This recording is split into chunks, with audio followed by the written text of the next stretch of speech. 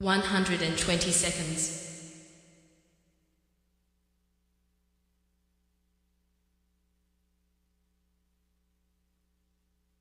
110 seconds.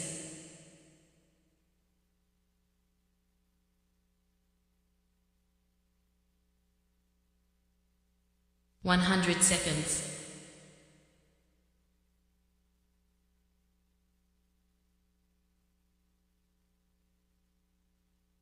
90 seconds.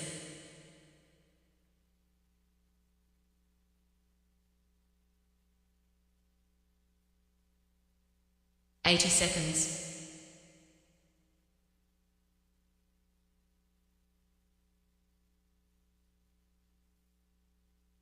70 seconds.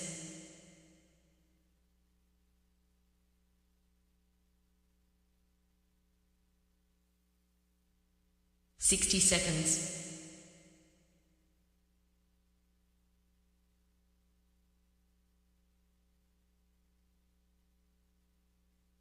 50 seconds.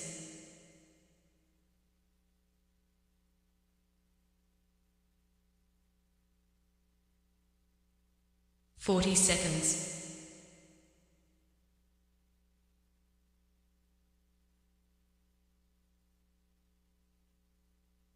30 seconds.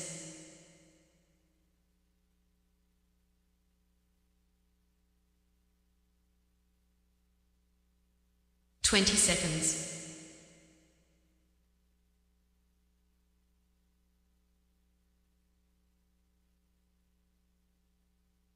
10 seconds.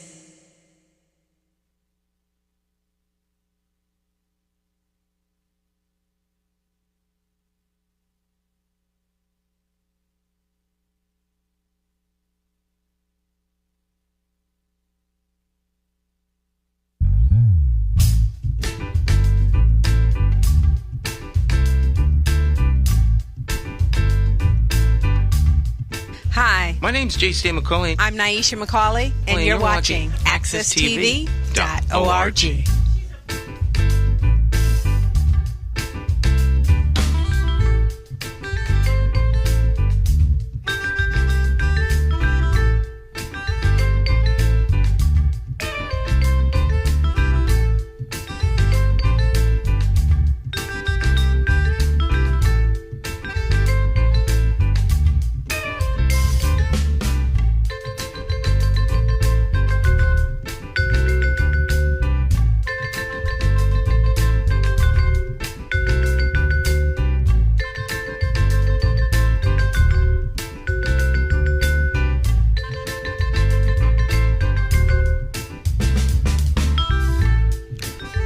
Okay, my friends, once again, it is indeed time to get our talk on. It's Morning Talk with me, your host, J.C. McCauley, along with the champions of talk in studio 1A, none other than Jonathan Small in the house.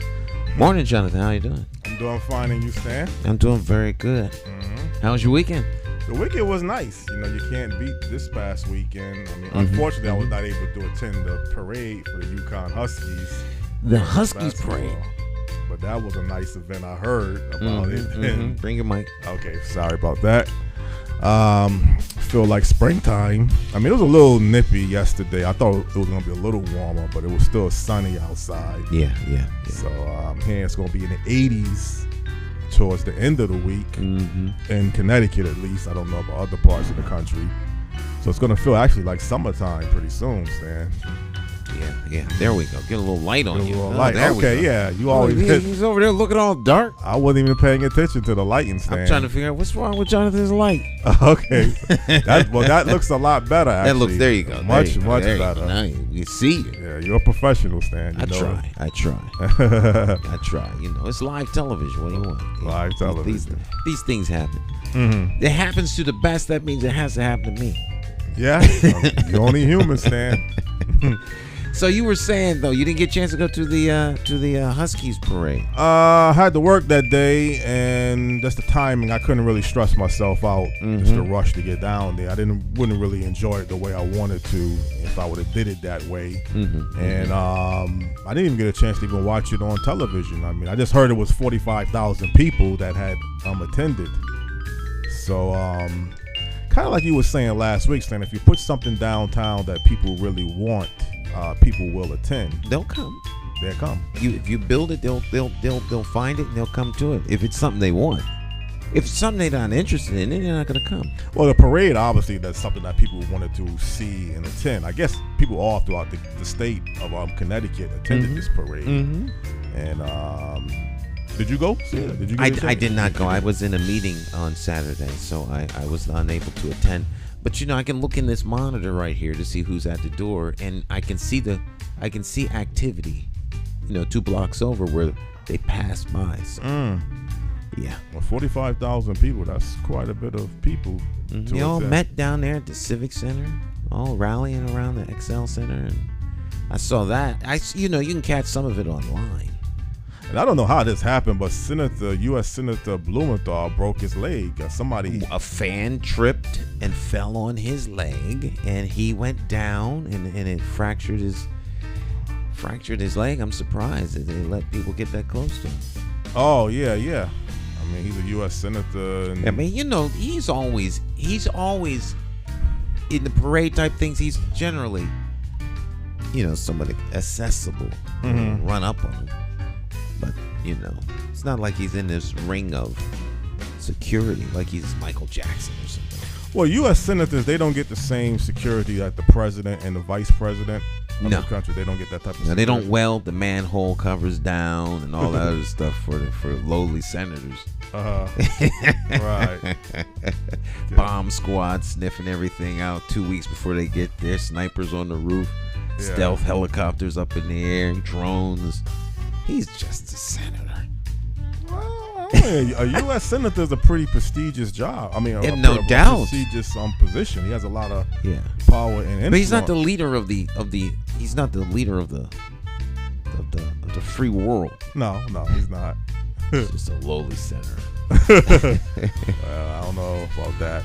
But again, hopefully you like hip hop music, Stan, or hip hop. I do. I can't wait for I can't wait to have this interview. Every time I go online and upload our meetings from the Greater Hartford African American Alliance, the Snoop Dogg.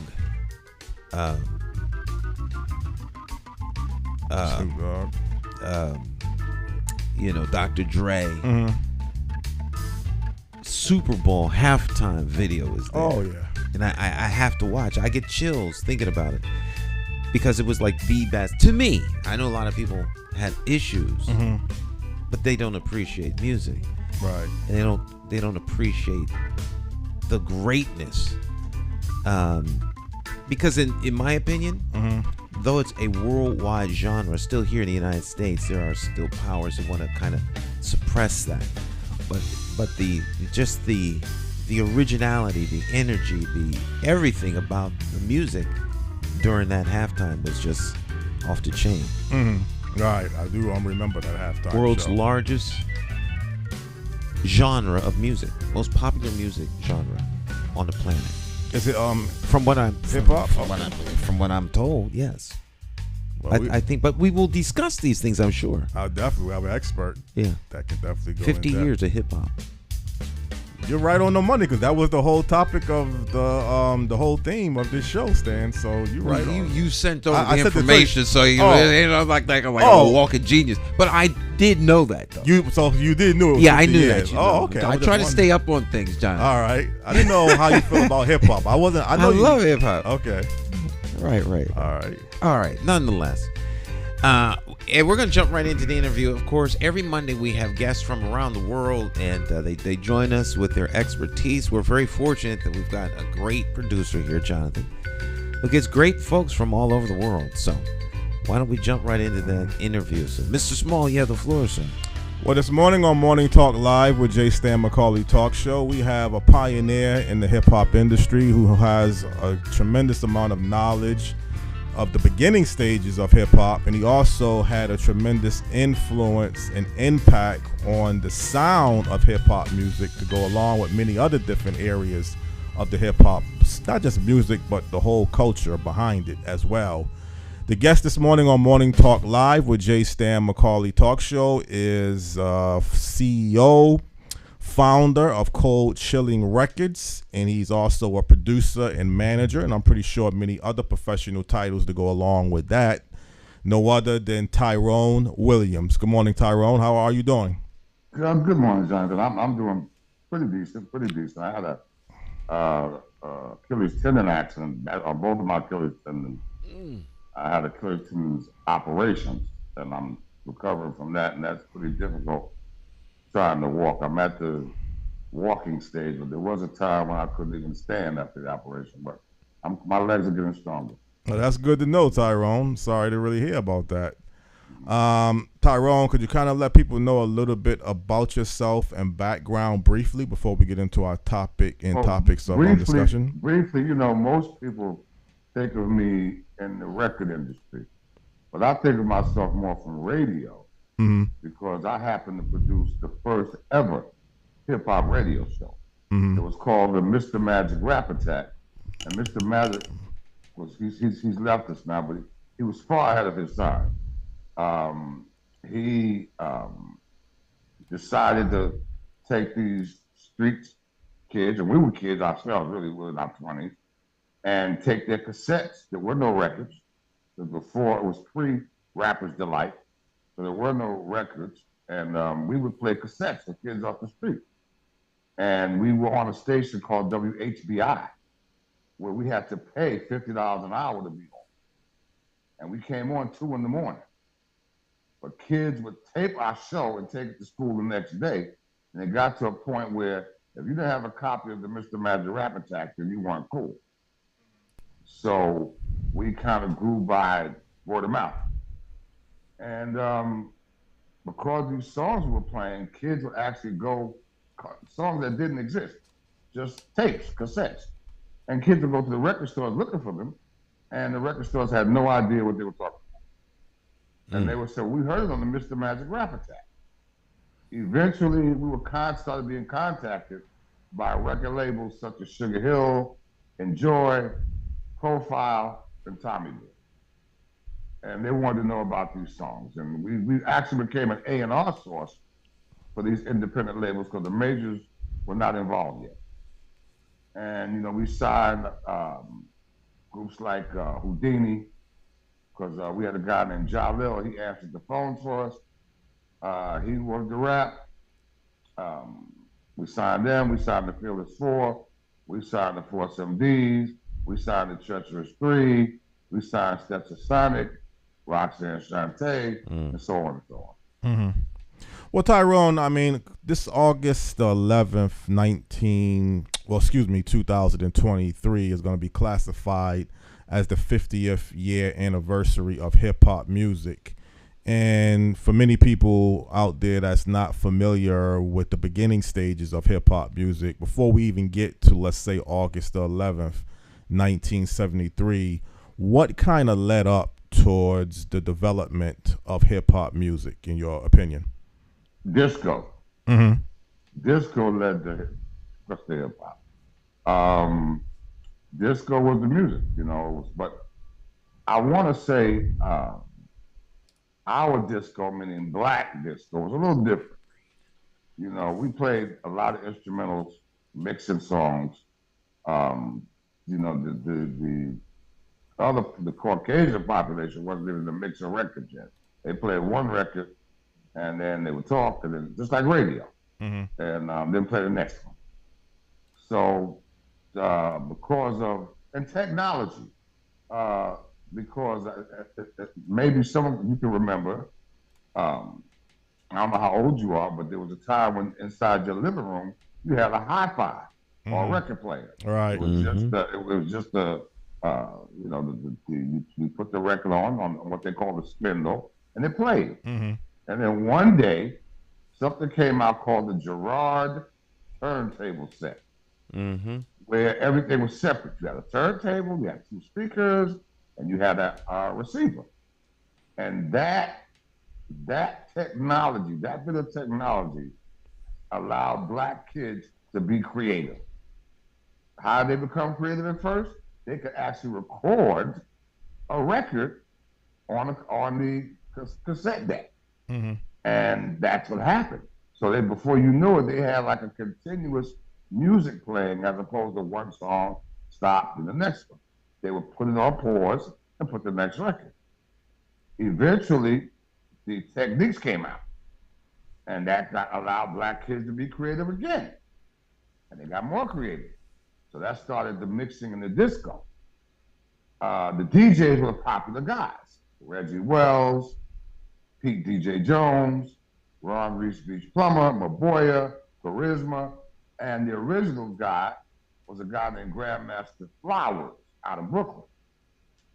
So they started everything, and what would happen, just to get in free, you had guys who became the MCs, where they would actually rap about the DJ.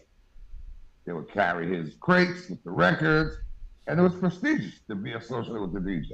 Mm-hmm. You know, because all the girls looked at you, and it was just something that you wanted to do, to get in, to be a part of the party, be a major part of the party. And as time went on, these those simple rhymes, where they would say things like Dr. J, I rock all day, like Elliot Ness, I am the best. And everybody had the same rhyme. Mm-hmm. Yes, yes, y'all. Yes, yes, y'all. To the beat, y'all. Everybody had that. It's on like popcorn. Everything was very simple. And then you had the guys that went from that to just playing what they call break beats. That's where the Bronx comes in. Bronx calls themselves they're the creator of the break beat. The break beat was just playing a small portion of a beat of a song.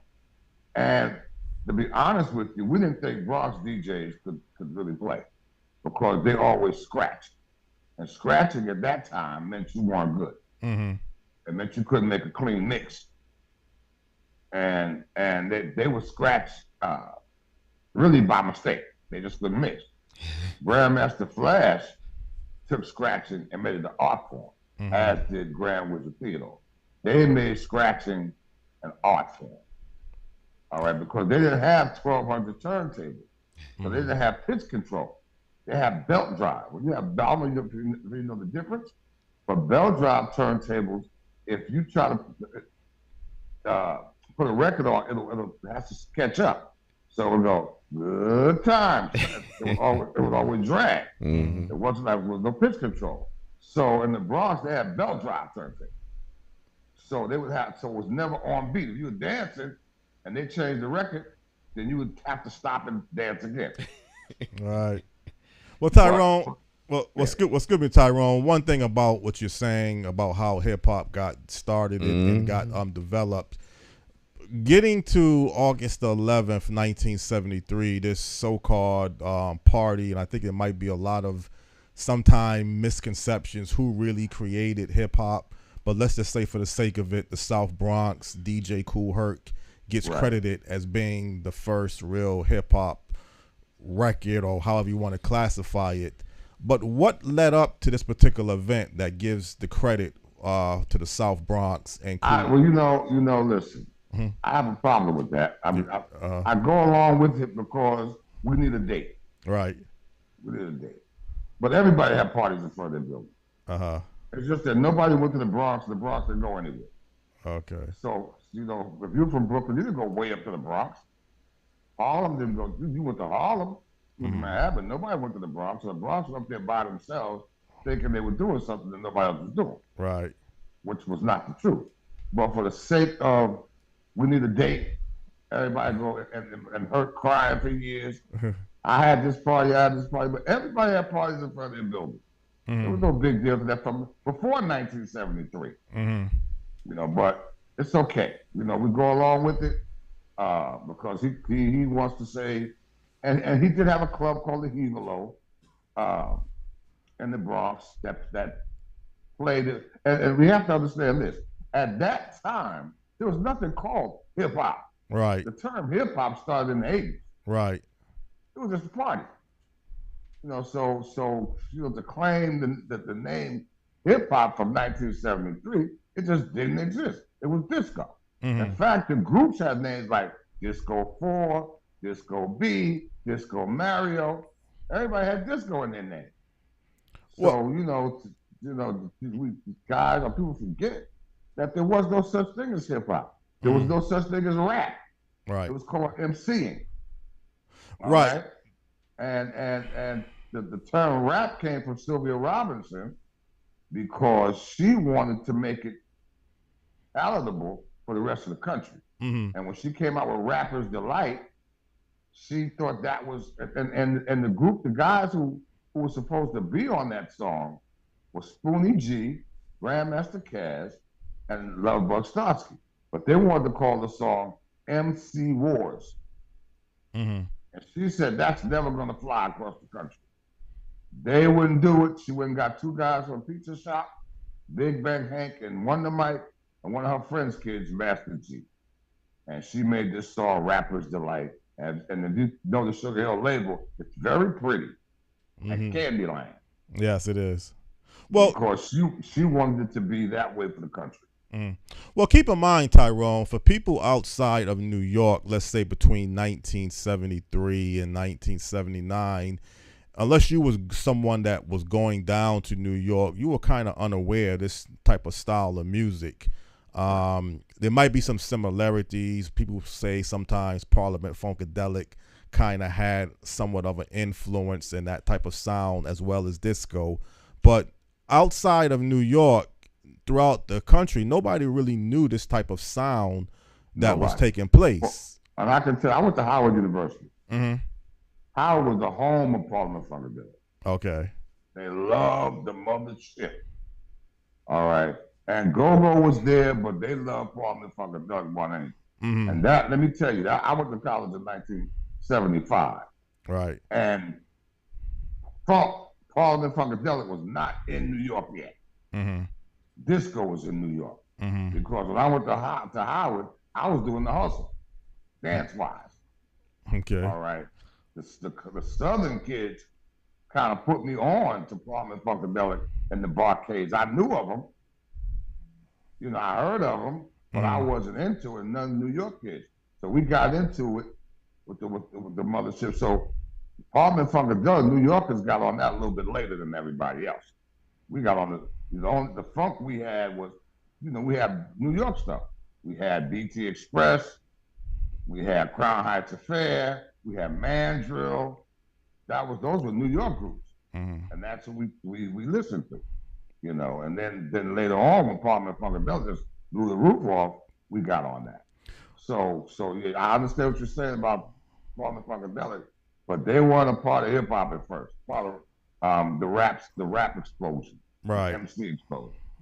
Well, it's kind of strange because as a kid growing up in the 70s, my babysitter and their family, they was into this Parliament Funkadelic, and they would go out of their way. They would love to go to their concerts. All of the music that they were playing was the bulk of Parliament Funkadelic and this type of sound. So it's kind of strange here in Connecticut.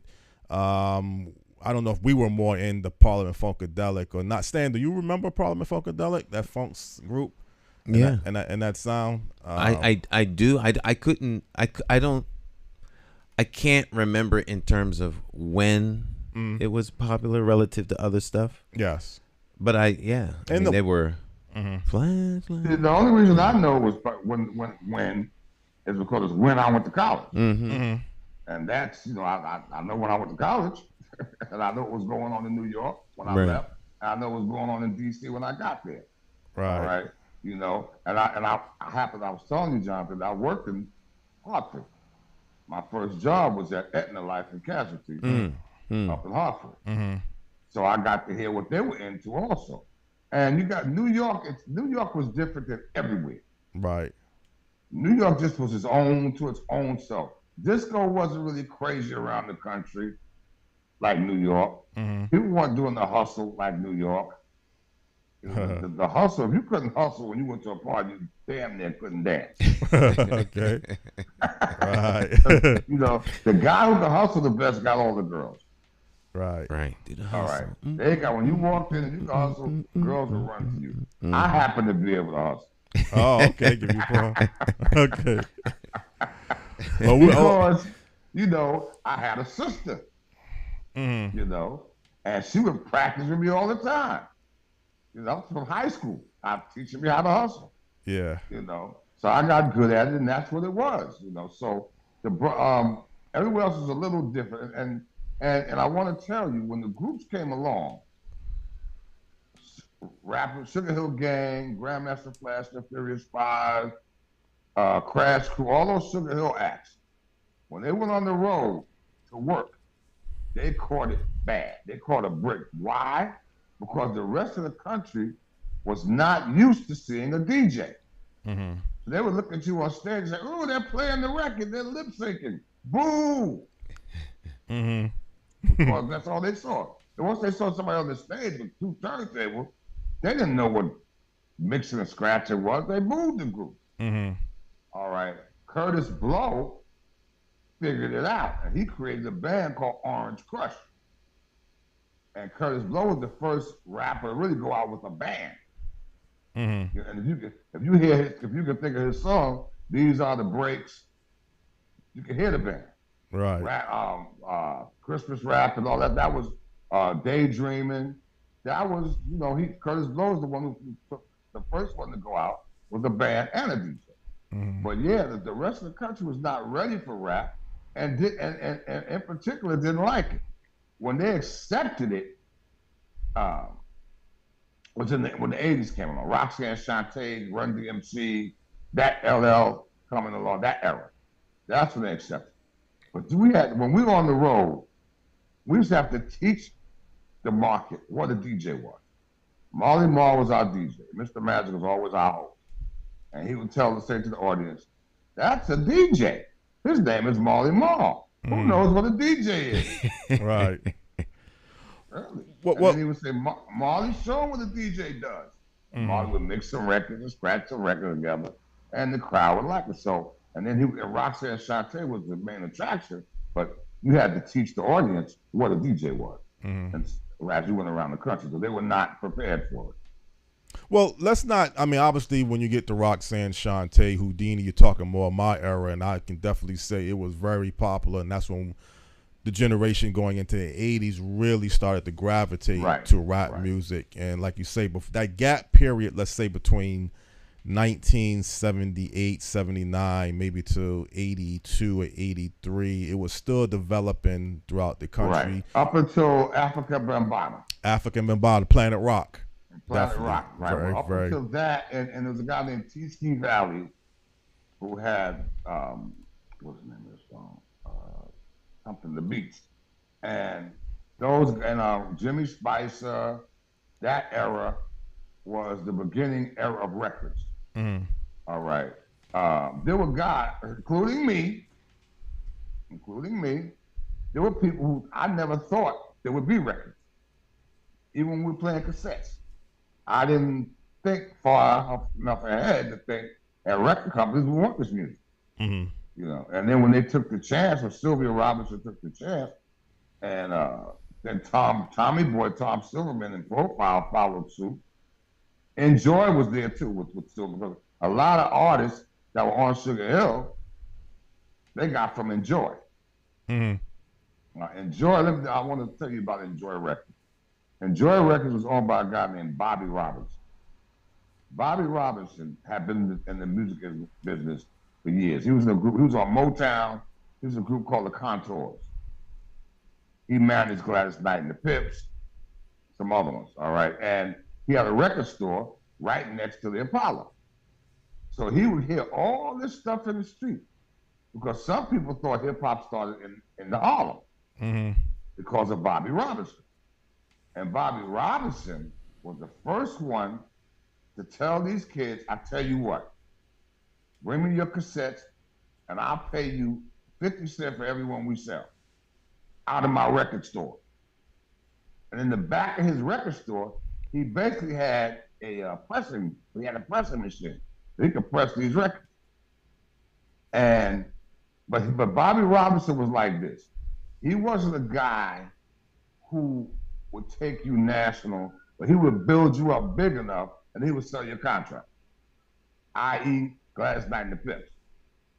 He sold them to Motown. Mm-hmm. All right. He's the real guy that discovered the Jackson 5 because he was next door to the Apollo. Mm-hmm. And he would always go to the Apollo on amateur night. And he called Gladys Knight, this is just a side story, and said, you need to check these kids out. And she saw them and she told Berry Gordy, and Berry Gordy rewrote the script and made it like Diana Ross discovered them, but in actuality, it was Bobby Robinson. Mm-hmm. So Bobby Robinson was a guy who was very instrumental in foreseeing this stuff on record.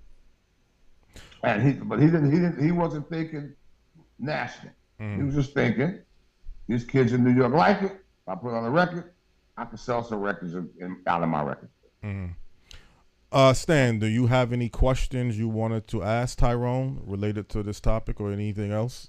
No, I'm listening and learning, and it's just fascinating. I love to hear the backstories of what actually happened, relative to what you're kind of like sold, right. For the glitz, but the nitty gritty, the behind the scenes, and I'm always fascinated by these interviews. Mm-hmm. So I mean, like it's like I can see it happening. Yes, bringing back reminiscence of the days when I got into rap, actually about 40 years ago, really heavy, listening to it in 83. Mm-hmm. But Tyrone, when you get into the debate, or let's say just the clarifications of rhyming, because I think in the beginning stages of hip-hop, whatever you want to call it, it was more like a rhyming vocal tone.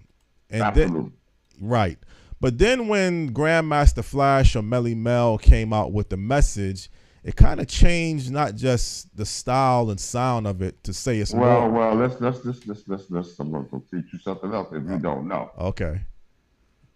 The message I was teasing Scorpio and Raheem of the Furious Five, telling them they were like Milli Vanilli. Mm-hmm. Because none of them are on the message. Oh, okay. The message was written by a guy named Duke Booty. The first verse, the chorus, the hook, everything is his voice. Mm-hmm. Don't push me. God, that's him. All right. Mm-hmm. When Sylvia wanted the Flash and the Furious Five to do it, they said, we're not message rappers. We're party rappers. Mm-hmm. They didn't believe in it.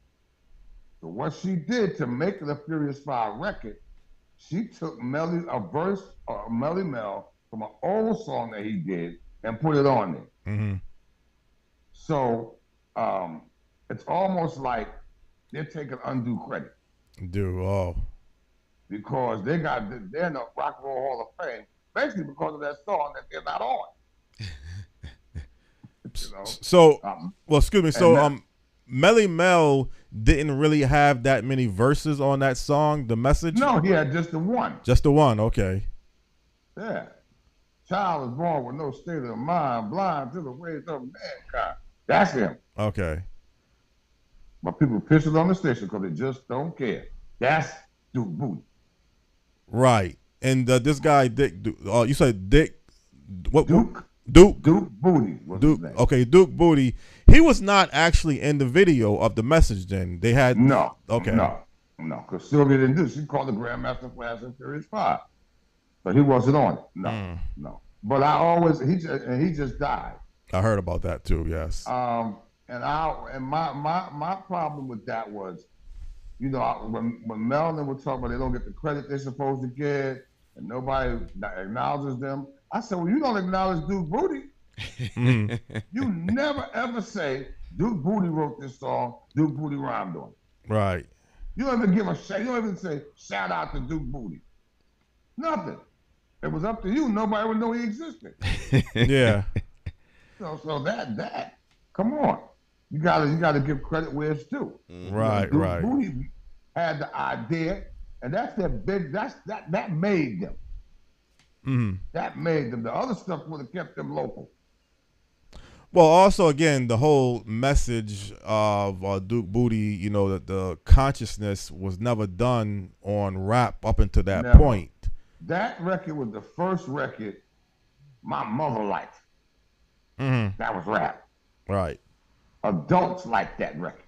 Everybody, because it touched something that everybody went through. Mm-hmm. You understand?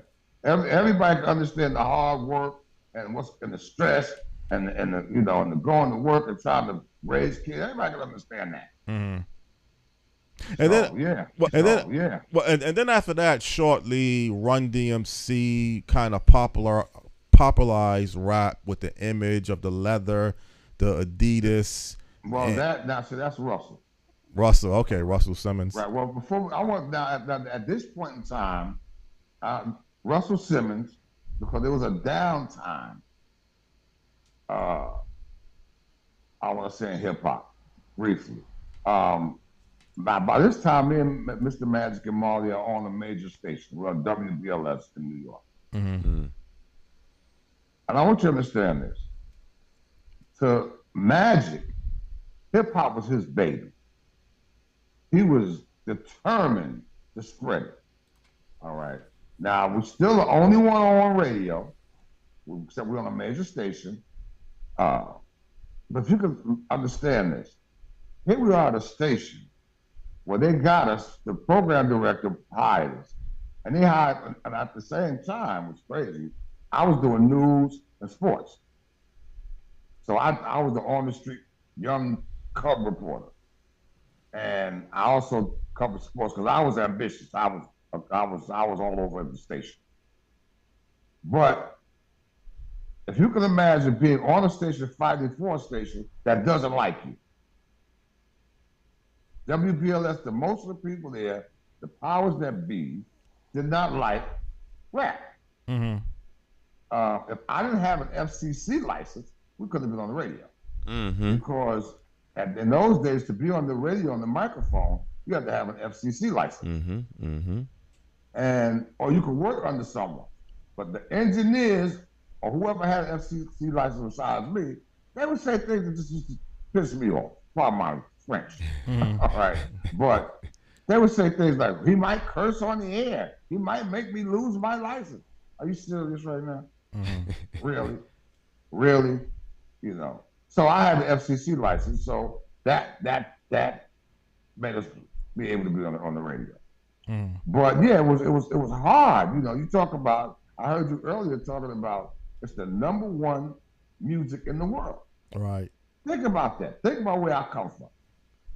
Think about coming from playing cassettes to being the #1 music in the world. And Mr. Magic doesn't get any credit. If it's not for him, it's none of that. Mm-hmm. Mm-hmm. Well, it's not for him. It's not, you know. So we went through a lot. Then you know Then there came a time when me, Russell Simmons, and Andre Harrell were roommates. Because here we are, we're getting 15% of nothing. You know, and I don't know if you ever heard a black woman's term. I could be bad by myself. Mm-hmm. Something like that, yeah. Okay. I saw something like that. I've heard. But so we had to get out. Mm-hmm. Right. Me and Russell had to get out. Mm-hmm. So we went to live with Andre. You know, and this, understand this. This was a 1-room studio, not a 1-bedroom, 1 room with a couch, a pull-out couch, and a pull-out chair. The 3 of us stayed there. Mm-hmm. But that was in the end of '83, going to '84. But then everything changed, right. And it like exploded overnight. Just boom, just like the persistence. Magic had this thing he just said at the end of his show: persistence overcomes resistance, and we overcame because we were persistent. And you know what? At the time, being young, you know, when you're young, you could be aggressive and not care about the status quo. We never thought we weren't the best doing it. Mm-hmm. There was never time between me, Russell, Andre, and Mr. Magic that we thought, oh man, we got a struggle. We always thought we were the best. Right. Even when we were struggling. we thought that nobody else could touch us. Mm-hmm. You know, and that ego made us just keep moving and not even pay anybody else attention. We thought it was their loss. If they don't know about this hip hop, it's their loss. And you know, so then Joey was Russell's little brother from Run DMC, Joseph Simmons, right. Now, Joey used to also be with us at the Rap Attack. We used to have what we called the Juice Mobile, because Magic was known as Sir Juice. So we had a van called the Juice Mobile. And Joey used to ride around with us. We used to call him at that time the son of Curtis Blow. I heard about that too, yes. Or DJ Run. And the son of Curtis Blow used to ride around with us. And then Russell got an opportunity through Corey Roberts to make a record for his brother. DMC wasn't supposed to be involved. Mm-hmm. It was just supposed to be Run, not DMC. Not DMC. All right, but somehow DMC ended up at the studio and they did it together, which is the best thing they could have ever done. Run DMC was the first hip hop superstar. Mm-hmm. They were superstars. They were the, you know, and we started doing arenas. Now I'm sure you've heard of the Chitlin Circuit. Mm-hmm. Old soul groups, they did the Chitlin Circuit. Mm-hmm. Well, rappers did the skating rink circuit. Right. That's what we did, skating rinks. Mm-hmm. All over, everywhere we went was a skating rink.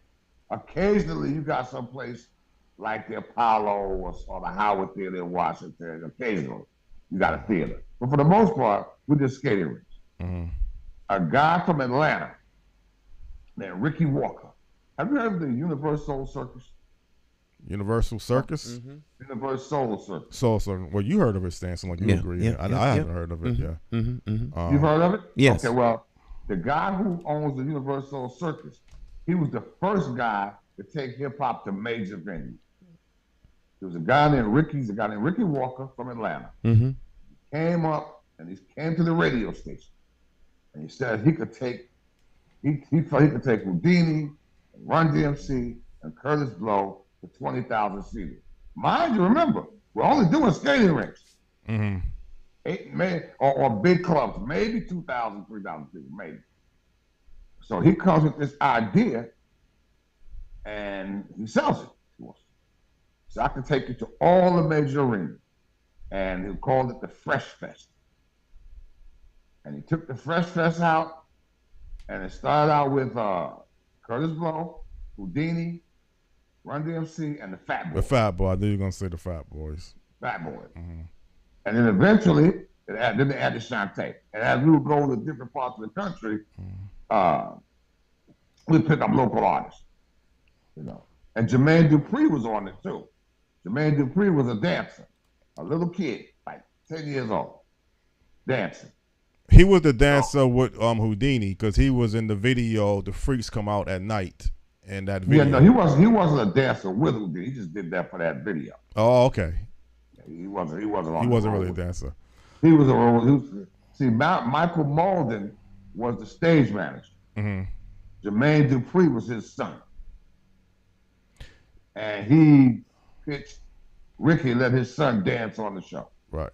Excuse me, Tyrone. Actually, you know who were the dancers from Houdini was actually what's the Cliff group? in them. Say that again. Cliff. Well, that started. No, listen.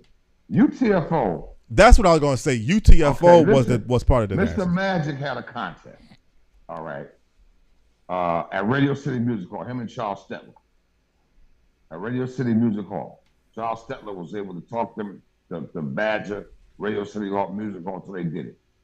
And the Mr. Magic Rap Attack contest.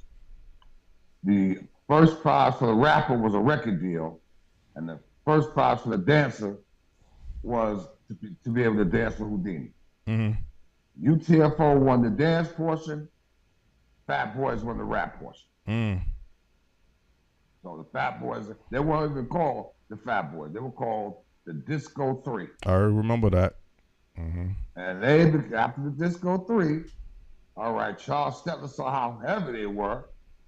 You know, being the type of guy he was, he created the Fat Boys. He also took a group from Connecticut and called them the Skinny Boys. I heard of them too, the Skinny All right, Boys. they're from Connecticut. Mm-hmm. All right.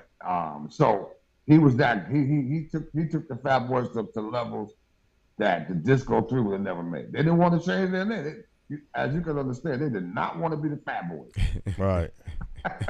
Well, I tell you, in that era, that 83, 84, 85, 86 era, it was either in Connecticut and Hartford area, you either you loved them all, but if you had one favorite, it was either the Run DMC, Houdini, or the Fat Boys, and maybe Curtis Blow too to some degree. Curtis Blow, yeah, those they were the biggest. The biggest ones. They were the biggest. They were the biggest. They were the ones on the Fresh Fest. Mm-hmm. All right, and at that time, Curtis Blow was the king. Mm-hmm. Right. Curtis Blow was the king. He was it. He had the song of "I Rule the World." He was, and Curtis Blow is the only rapper I saw at that time get away with singing a song, and everybody loved that song. Right. The song was called "Daydream," and "Daydream" was a big record, and then people loved that record, and nobody said anything about. Hip hop was really peculiar about getting out of the genre, but nobody said anything about that. Mm-hmm. Girls loved it. Well, I tell you, Tyrone, I mean, your record label, Cold Chillin Records, some people say, and it could be debated, that 87 to 89 period was the best sound in hip hop history. If you really, and some people even say 1988 was really the best year of hip hop music. Well, you know what? Listen. By the time Roxanne, I want before I get to that, I want to tell you about Roxanne Shante and how she came about. We left WBLS is August of 1984. Mm-hmm. The Rap Attack is getting 35 shares. That is huge. And for you to understand how big it was, I'm sure you've heard of Don Imus, Howard Stern. Yes. If any one of them get a 10 share, they have a big party. Magic was getting 35. So we go in August to renegotiate. It's time to renegotiate. So we hire an attorney, Bill Kraslovsky, big time attorney, supposedly. When we get to the station, me, Magic, and Marley, we're late, as we tended to be back then. We're late for the meeting. And we walk in, our attorney has a big smile on his face. So we know something's good. And the general manager says, fellas, we got great news for you. Magic, we're going to put you on every day. And Ty, you know you want to do news, so we're going to give you a news show in the AM, and you can cover sports. You cover sports. Marley, we're going to put you on every day at noon with a woman we have, Mary Thomas, the noonday mix with Marley. But no more hip hop. We look, no more hip hop. Magic says, no more hip hop. What about the Fat Boys? What about Run? What about Kurt? Nah, the majors don't know what to make of this hip hop thing. They can't sell it. They don't know how to sell it. Magic is at this time, Magic is the biggest thing in hip hop. Magic, if you stop playing it, kids will think it's over and they won't want it anymore. Mm-hmm. Long story short, we quit. Oh. The three of us, remember again, we're young. We walk out because in our minds, they don't know, they're crazy. Mm-hmm. So we leave, we go back to WHBI. But mind you, they don't dislike us. By this time, they like us as people. Mm-hmm. So they're calling my grandmother, Magic's wife. They're losing their minds. This is the opportunity of a lifetime. Mm-hmm. Why would they want to throw it all away for this hip hop? And you get home, my grandmother's calling me, my girl is on my neck. Are you stupid? And that's what it was, and Marley's mother, his sisters, everybody went crazy. Right. We went through with it. We went back to HBI, and quickly, we had no money. Quickly. And because now, I will say this, the $50 an hour, as a matter of fact, by this time, it's $75 an hour. But that's okay because the independents They paid for us to be on the radio. Sugar Hill, Profile, Tommy Boy, Select. They paid the on-air time. We were on 10 hours, so they paid that $750 a week. So we have to worry about that. But that wasn't paying us. And it was you know, I didn't have time. There wasn't a longer period of time yet for me to get sponsors. So we were really struggling. UTFO comes to us with a song called Hanging Out. It's singing. On the B side is a song called Roxanne. Right. Magic says, this Hanging Out, I don't like that. This Roxanne record is it. No, Magic, no. They're not playing rap on the radio no more. You gotta be singing. Needless to say, Magic plays Roxanne, it blows up. So they know we're starving. They promise us a free show where we can make money before Christmas. Ty, just go find the venue and get the date, and we'll do it. This is them and their manager. His manager's name was Steve Salem. He has since passed on. I get the spot called Broadway International, the date. I call the manager, and I'll never forget it. He said, we don't have to do a show for you anymore. Kiss just added our record. It was like somebody shot me in the heart. You mean Kiss radio station when you Kiss say radio Kiss? station. Yes, okay. Kiss FM. Kiss FM. Yes. Kiss FM just added our record. I'm like, oh my God. So I go to the station that night. Magic is and Marley are waiting, find out all the particulars, and they said they're not doing it. What? Oh God. So we take Marley home. Now mind you, we're on the air from 2 to 4. We take Marley home. He lived in Queensbridge Projects. We take him home. We're in front of his building talking about it. How the hell can UTFO do this? All of a sudden, there's a little girl standing there. And she says, out of her mouth, why don't y'all let me make a tape dissing them? Yeah. And I look at her, I say, first of all, how old are you? And what are you doing outside at 4 in the morning? It's going on 5 now. And my head mind is saying, go away, little girl. We got bigger problems. The next night, Marley Marl comes to the station. He says, Ty, remember that little girl who was out there? Check this out. And he puts the cassette in. And he goes, well, my name is Roxanne. Now, don't you know, I just a cold rocker party when I do the show. And she just was, wow. And we played that. And the city went crazy. At the same time, there was a label called Pop Art Records in Philadelphia. Dana Goodman and his brother Lawrence owned it. Dana got us a job in Philly at WDAS. All right, so we go there. We had WDAS, and we put the cassette in. And Dana comes to the station and says, wow, kids were going crazy for that record you played. The Roxanne one? Whose record is that? So I said, well, it's not a record. It's just a cassette we did. He said, what? Nobody has that? I said, nobody has that. He asked, could they take the air check? Do you know that they pressed the air check? It's because it starts out, we used to have what we call the world premiere. Whenever we play the new record, we'll go a world premiere. So Roxanne's Revenge starts out like that, a world premiere. And it ends with Magic's voice going, oh my goodness. Because he said, oh my goodness, UTFO better watch out.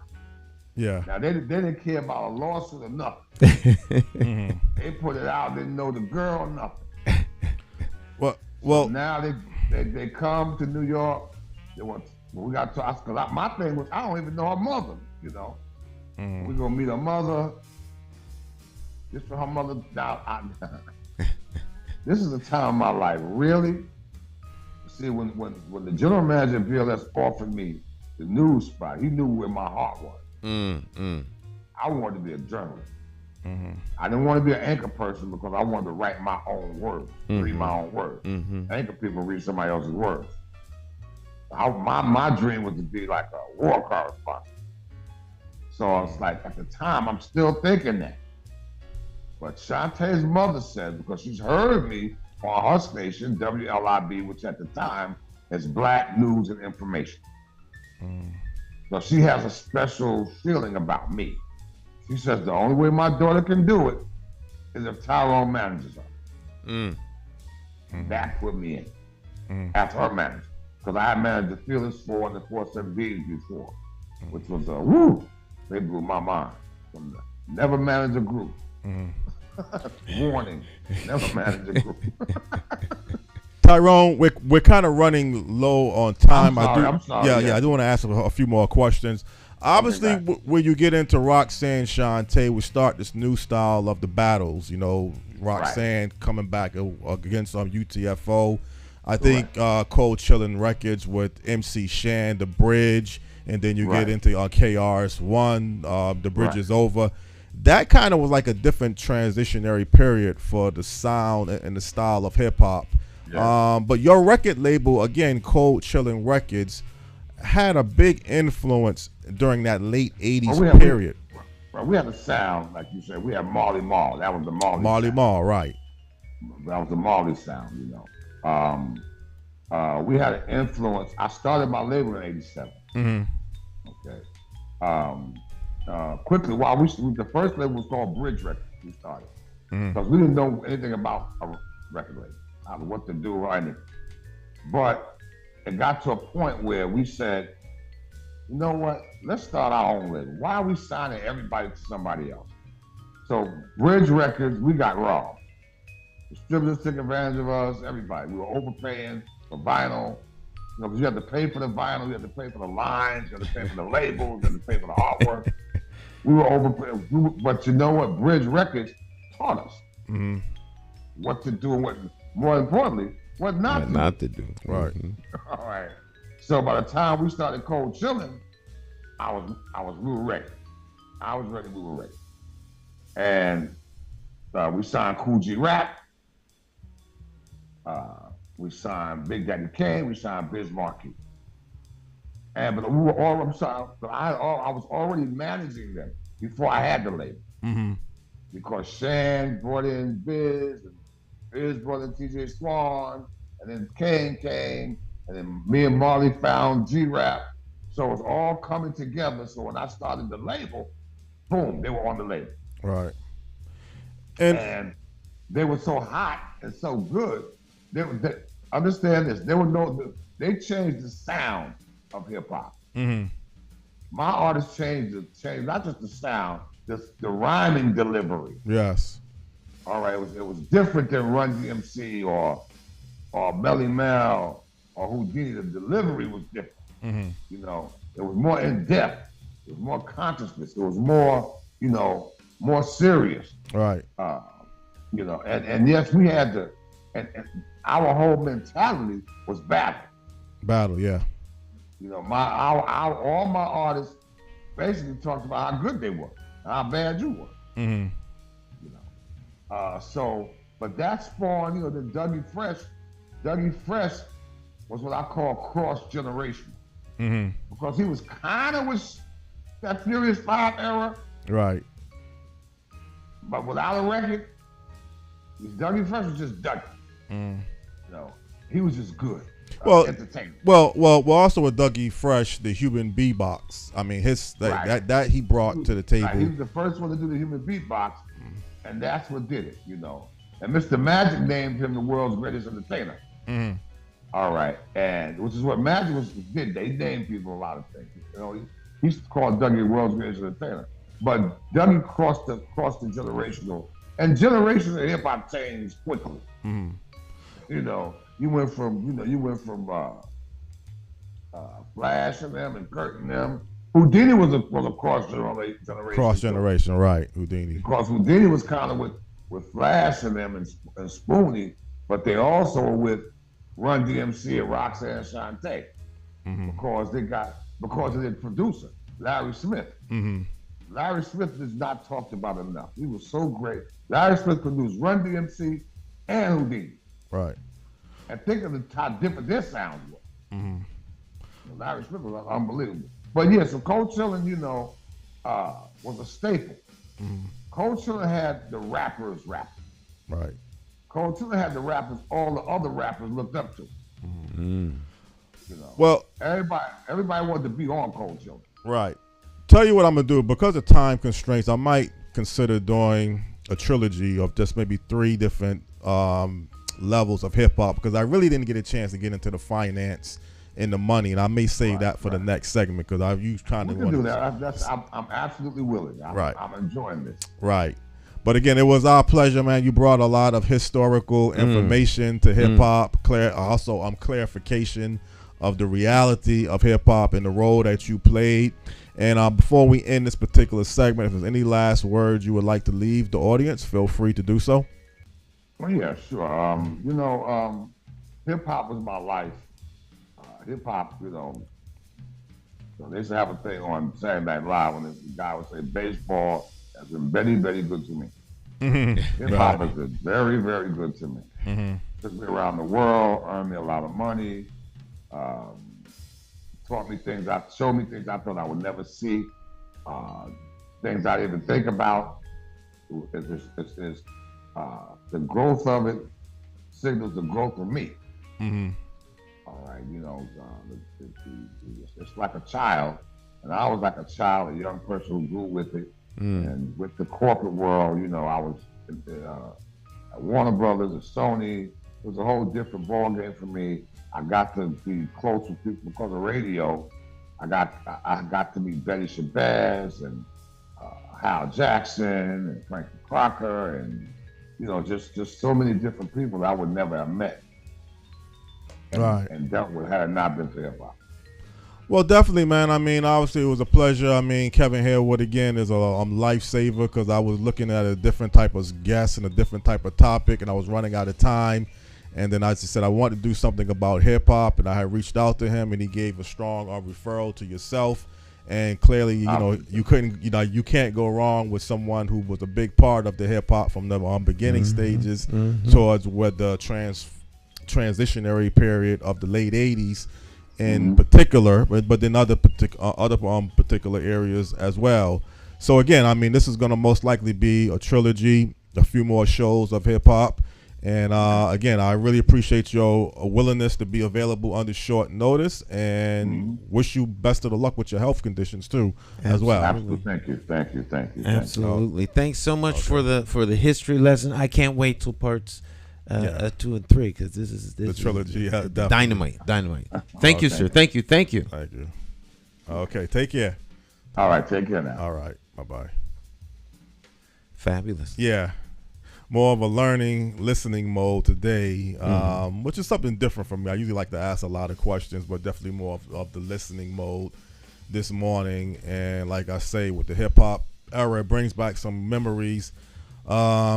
Because when I was listening to hip hop, you only had really 2 stations in this area, WESU in Middletown and WRTC and Trinity College, Hartford. I don't know if you knew of any other radio stations, because KND and QTQ and other stations really didn't play rap or hip hop in that early RTC 80s. used to be with the Thought Power crew and right. Yep. Our RTC was big, and if you was fortunate or had the strong signal TCC up in Springfield, you could listen. They had a very hip hop sound there too. But that's how I started listening to hip hop. Like he mentioned, you had the cassette player, or you had a record player, you had a cassette, and then you would just tape off of the radio. Well, for me, hip hop was Lorna's Corner. Lorna's Corner, okay. Well, she brought the video style. Right, all of the videos and everything, so. Yeah, Lorna was dynamite with the videos. I mean, interviewing people like LL Cool J and other people. So she kind of brought the video aspect of the hip hop. But before the video, like I'm saying, you had to go through the audio phase. And it's like you mentioned, it's just strange. I didn't get a chance to get into how it changed with the finance, and I really want to get into that part. But like I said, I can save that for another segment. But do you remember hip hop when you was in Pennsylvania back in the 70s? Because you didn't hear it on radio. No, I was here by then. I was here. I came to Hartford in 1979. Well, that's when it started to become more of a national figure with the Sugar Hill Gang and that song they did. But there was still a slow period, even from 79 up until about 82, 83. Because you just didn't hear it that much on different radio stations, you know. Well, hold that thought. Folks, stick and stay, and we will be right back. It's Morning Talk. Don't go anywhere. Don't go anywhere. Are you ready? Coming Friday, May 5th, 2023 at 7 p.m. is the Season 1 finale of Hartford's Got Talent at the famous Bushnell Theater in Hartford, Connecticut. Talent of all ages compete for $15,000 in cash prizes and awards. Don't miss it. Hartford's Got Talent, Friday, May 5th at the Bushnell in Hartford, Connecticut. Hartford's Got Talent, showcasing talent and connecting community. For more information, visit www.hartfordsgottalent.org. How do you define evil? Is evil the pedophile school administrator or taxation without representation? Is it the gatekeeping community leaders who sell out the very people they were elected to fight for? Or is evil the politician that puts out lies and takes in cash? However you may classify evil, having to choose the lesser of two evils still leaves you with evil. Nowhere does this rule apply more than during an election for mayor. Choosing a candidate who is the lesser of two evils still leaves you with evil. No wonder so many people don't vote. It's time for the constituents to flip the script and vote for a mayor you can trust. My name is Jason McCauley. I am an independent thinker, and I approve this message. I'm asking you for your vote on Tuesday, September the 12th, 2023, in the Democratic Party primary election for mayor for the city of Hartford. I, like you, am an independent thinker. So let's sit down and talk about my path to victory and why my 5-point plan for Hartford will work. Stop listening to the uninformed evil interests that tell you I can't win. For more information, visit McCauleyformayor.com. Have the courage to vote your conscience.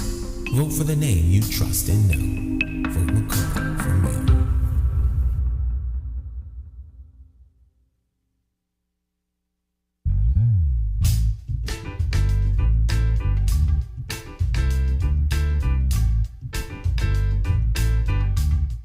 Hi, My name's J.C. McCauley. I'm Nyesha McCauley, and you're watching AccessTV.org.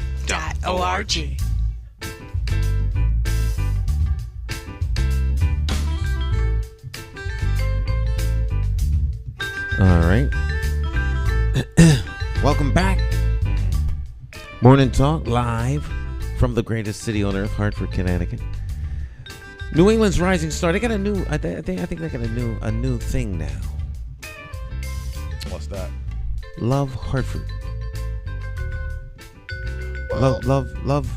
Love Hartford. I think that's the new New England's rising star. Then it was Hartford has it, and then it finally now it's Love Hartford. And they switch these things around. Well, you know, it used to be I Love New York way back. I Love New York. That's days. still a brand that sticks with New York. They didn't change every 4 years, every 3 years. Yeah, but it was more heavily commercialized when it first got started. Of course, but I mean, the legacy of it is still around. I love New York. Oh yeah, that song. Yep. Oh yeah. Commercial songs. It was real popular. Decades later. Exactly. Decades.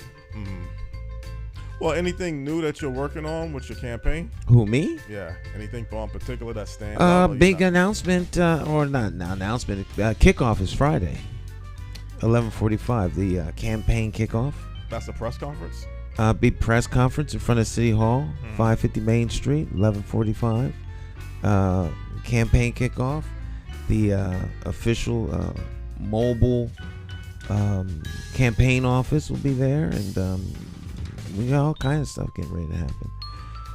This is the final week of kind of chill space for the next 4 years. All right. Not a day off for the next 4 years, you know. Well, you're gonna be kind of busy then, obviously. We will be very, very, busy. very, very, very busy, non-stop busy from now until September the 12th when the primary happens, and then from September the 12th for the next 4 years. Non-stop.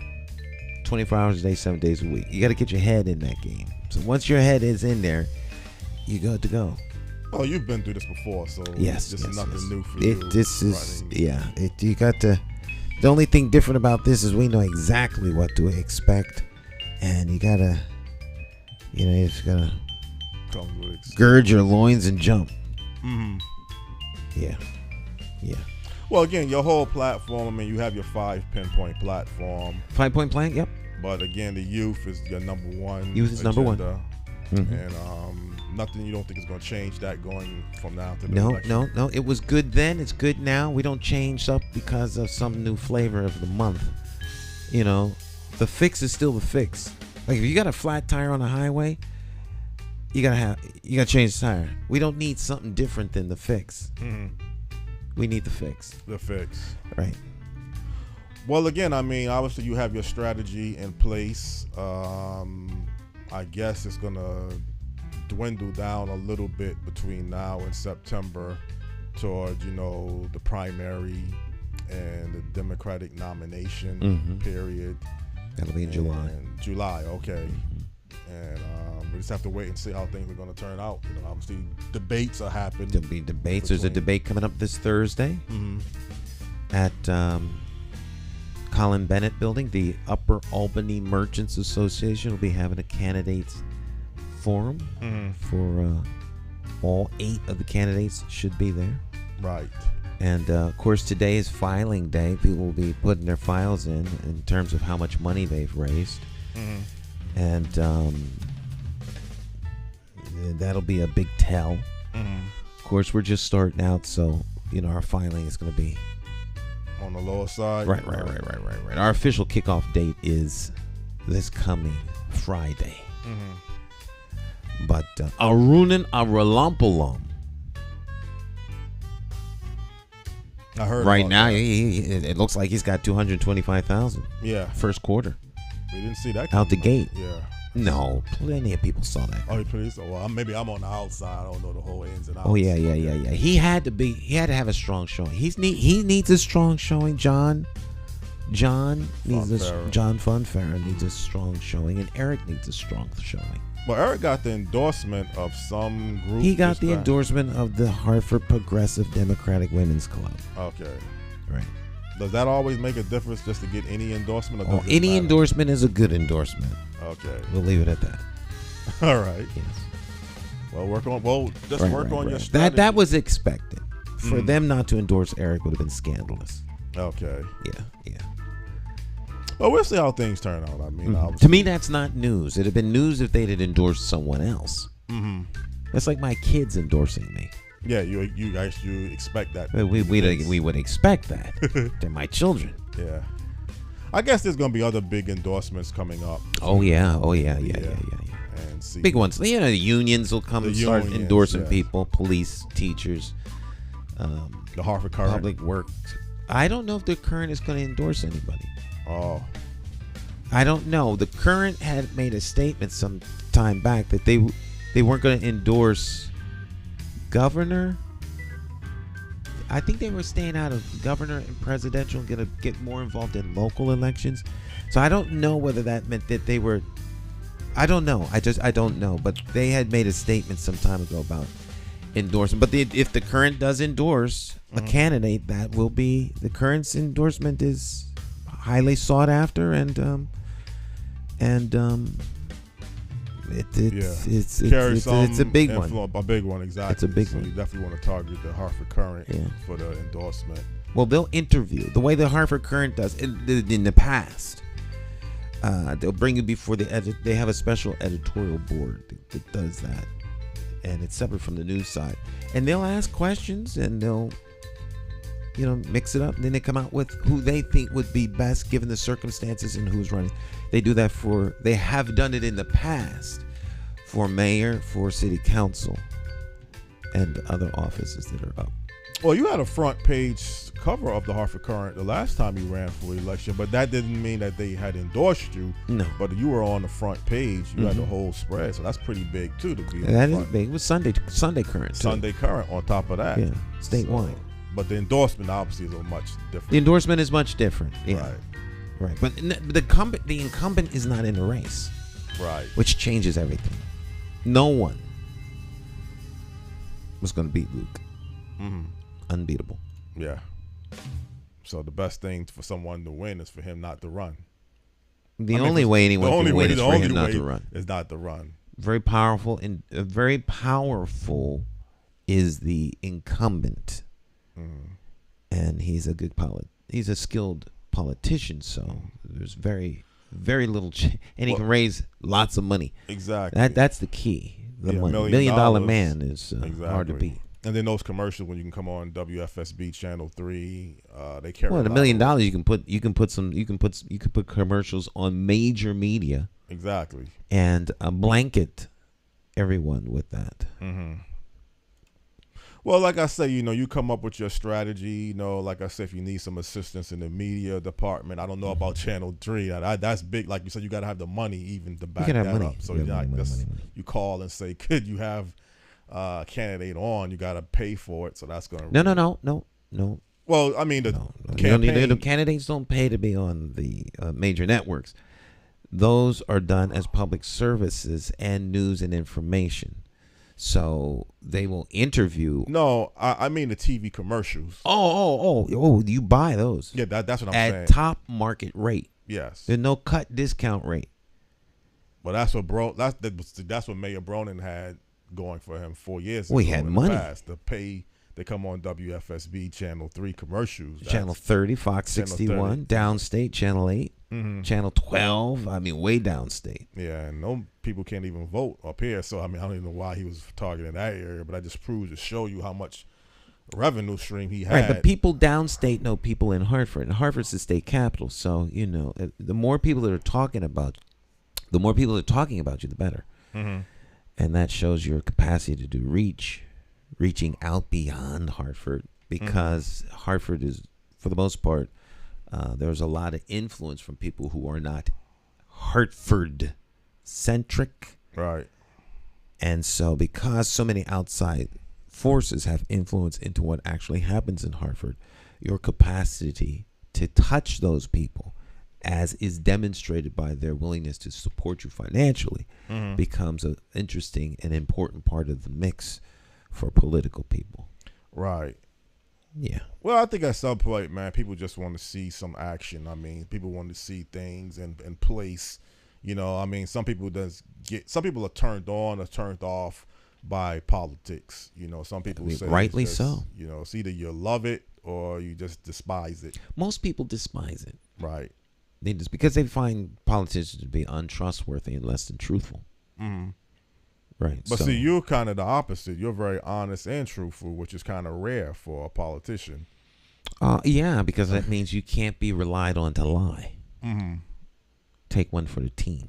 Well, the thing about politicians, I mean, the whole political thing is you got to tell people what they want to hear. That's what I always hear. No, you don't have to tell people what they want to hear. That's a choice. That's a conscious decision that the person with the mouth makes when they open it and stuff comes out of it. They make a conscious decision to be less than truthful. Well, when I say that, lie. I mean they're trying to get your vote, so they have to tell you what you want to hear in order to get your vote. I still challenge that notion. You be honest with people, because telling somebody what they want to hear doesn't mean that's what they're going to get. And so you become duplicitous. I can't tell you you're going to get the job and then tell someone else they're going to get the job, and there's only one job. So I'm telling both of you what you want to hear. So that means somewhere down the line, I'm going to have to lie to one of you. I know I promised you the job, and I really wanted you to have that job. But, by the time it got down to HR, they had they're the ones that made the final decision. I was championing you because I thought you were going to be the best guy for the job. Then you tell what I said to the other guy. The other guy comes to me and says, I didn't say anything like that to him. Oh no. He missed the mark by a wide margin. I didn't even put his name in. You had the job right. I'm the one that gave you the job, not HR. That's lying. Right, but I'm saying the whole political structure is politicians to tell people, the residents, well, I have a lot of opportunities to bring jobs, better schooling, better services to your community, public safety. I'm going to attack crime. Yeah. So they tell you all of these things to give you this belief that, okay, this is the person that I need to vote for because they're going to fill my interests. And if they tell you, like you say, the truth, I'm going to go out here and try to do the best I can, but I can't make any guarantees. Sometimes the voters don't buy into that. Well, they want to hear you're going to do this, you're going to do that, instead of telling the truth about what you're going to try to do. I would agree with you on that point too. But the problem is that the politicians shouldn't. If your solution to the problem is, well, I'm going to try to do the best I can do, then you're not going to win. You're not going to win, right? You shouldn't win. Okay. Because we don't need someone to try to do the best that they're doing. The person in there right now is doing that. So what bells and whistles are on the edges of your special coat that anyone should try to put some faith in your ability to try to do the best that you can do? Right. So there's nothing that really separates you from the person that's trying right now and not doing so well, because there are bigger forces at play than their willingness or unwillingness to try. So what is your plan? See, a lot of people don't have a plan. So what is your plan for the fix? What are you proposing that we do? And is it different than what's being done? What thought has gone into it? And that takes time. It takes time. It takes some ingenuity or some creativity or some thought, research, touching people that are in the city, hearing what their problems are to come up with solutions. And so because people don't come up with solutions, they tell you the things you want to hear. So back to your broader point, the one person is telling you, we're going to attack crime. I can bring crime down by 10%. Education, we're going to raise education. And economic development is going to be a main thrust of our campaign. We're going to bring jobs. And then the other person that says, well, I don't really have the power to bring jobs, so I'm going to do the best I can to make this an atmosphere where folk can come. Yeah. Both of those are problematic because one is just, Well, I think what should happen is the people in the city needs to come up with an agenda. And I would say right now, housing is one of your major problems. Just the cost of rental housing, ownership, if you're going to go in that direction. Do people really want to become homeowners in the city of Hartford? I know there's been some attempts to try to increase the home ownership rate in Hartford. The cost of the rental market, is it really worth to have to pay what some of these apartment complexes are charging? So I think the housing issue, because even if you have a job or you're going to school or you're trying to start a businesses, if you don't really have stabilized housing, it's going to affect your everyday life. But see, I think that's a very worthwhile discussion, because when you talk about what is stabilized housing and what is the available housing stock in Hartford that is available for people to purchase, and of the available housing stock, are the people that are in need of it, do they have the capacity to go out and purchase? Right. So I think there's a difference between people owning homes that want to own homes in Hartford and people who need a place to live. Right. Two differences, yeah. Two different things. Because needing a place to live does not automatically dictate that you go out and buy a house. Well, when I say need a place to live, either you rent or you buy. So it's really those two options. I mean, somebody has to own the house anyway, whether you have an apartment complex, maybe there's a landlord or a management agency that owns the building, so you're renting, or you single individually just buy a home. You can rent to buy as well, too. So that's another third option. Right, but you can't rent to buy or buy if there isn't something available. So if we have more people who need housing and there isn't any affordable places for them to stay that they can afford, that creates a problem. Well, see, there's something in the paper this morning in the Current about the fact that there's down in Berlin, the zoning and planning and zoning commission voted down these 2 units to increase apartments. They're not there. They're gone. They don't want them there, so they voted them down. So if you have places that refuse to build, then people can't move there. Hartford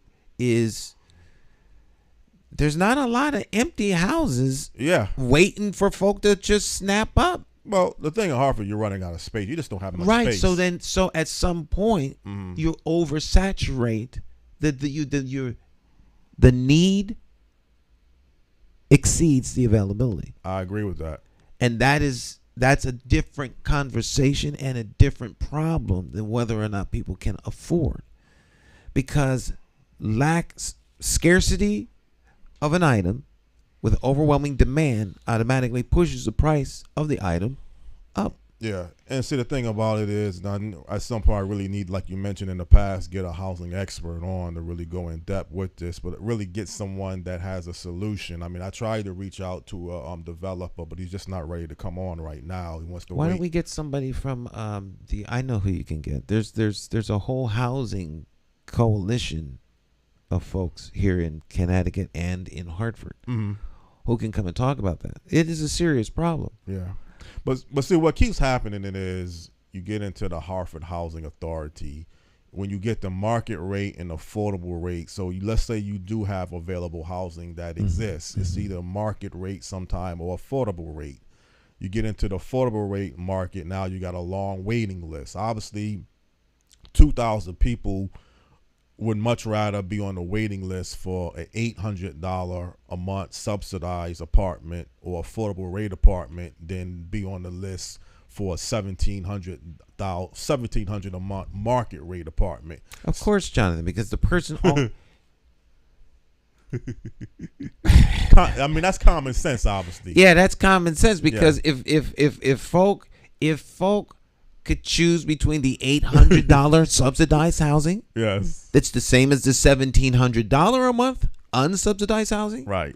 Of course, they would rather be on the waiting list. But the issue isn't one of being on a waiting list. The issue is one that you need a place to live. You need a place to live, but you can't afford to live in the market rate, and the market rate is available, but they can't afford to live in the market rate. So if we've got 2,000 units, they're just sitting around waiting for someone to move in.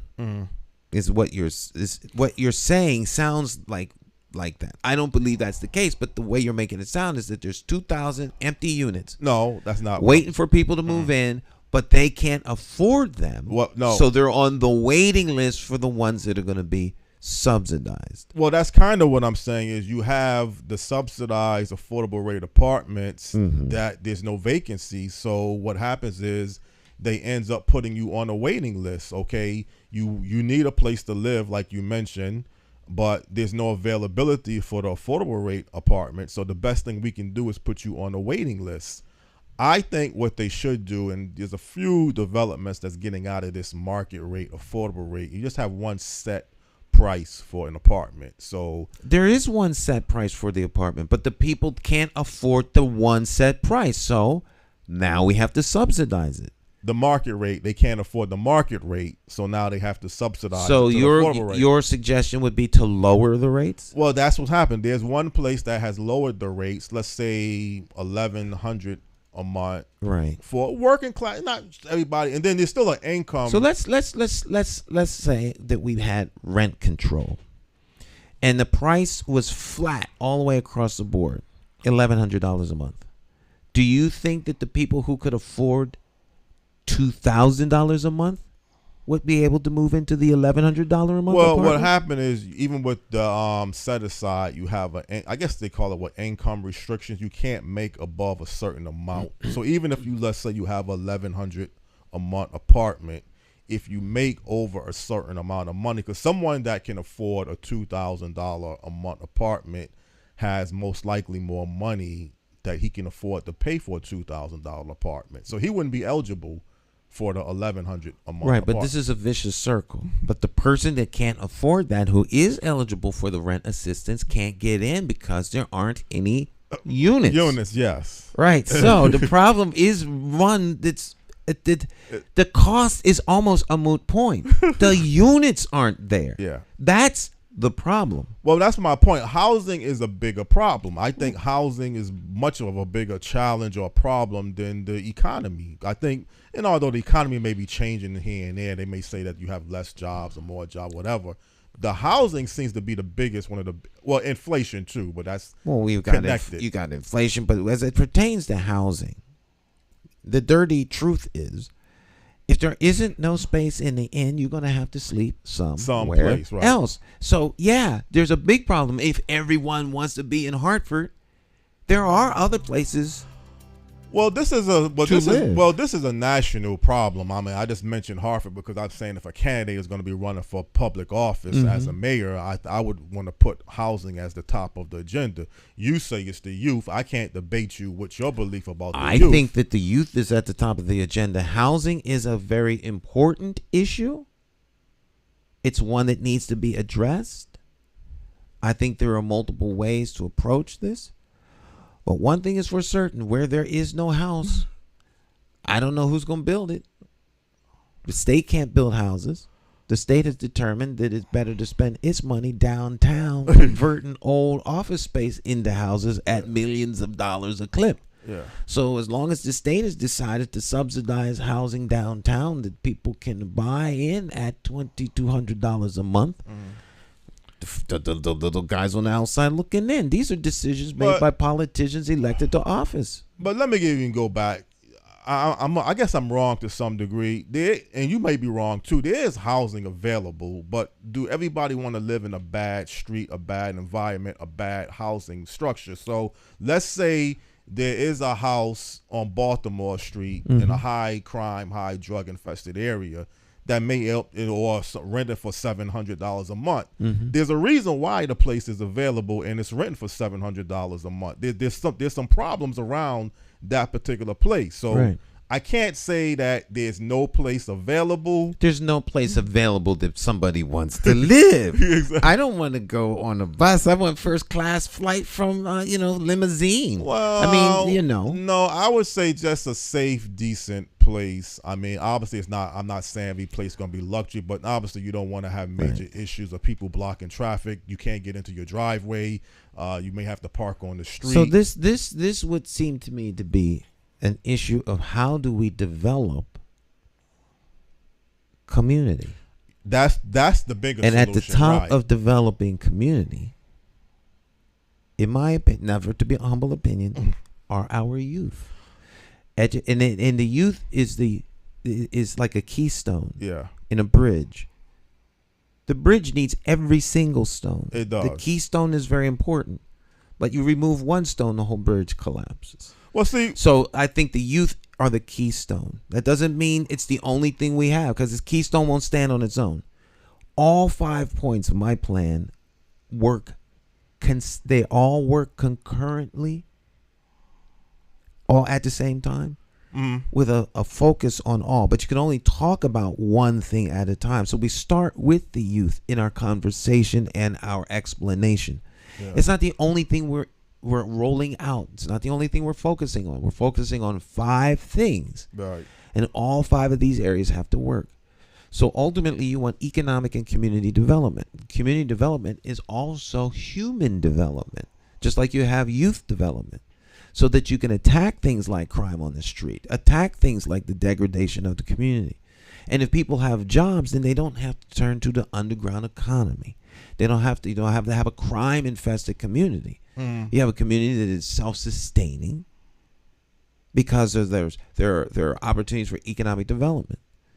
So we need something like the Economic Development Act that they have down in St. Louis that gives people the opportunity to buy in and to create generational wealth, not the kind of wealth you get from owning a home, because if you don't own a home, you can't have generational wealth. And in order to have the generational wealth, you gotta have to have a generation to pass it on to. I'm talking about stuff that we could do now. Well, I agree with the now part. The problem I even have, though, when you get into city government and political structures and who's running for office and who has to be elected, you have enough agencies and enough civic organizations now to make a dent.